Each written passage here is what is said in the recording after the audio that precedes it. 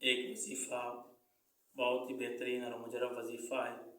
ہر حاجت کے لیے یہ وظیفہ ہے، آپ کو یہ کریں تو انشاءاللہ آپ کی جو بھی خوشی ہوگی، جو بھی آپ کی حاجت ہوگی وہ پوری ہوگی۔ اور مشکل بھی نہیں ہے اتنا، بہت آسان وظیفہ ہے۔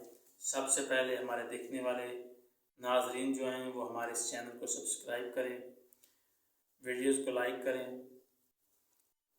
اور فالو کریں اور شیئر بھی کریں، تاکہ ہمارا یہ وظیفہ ہر مومن تک، ہر مسلمان تک پہنچ سکے۔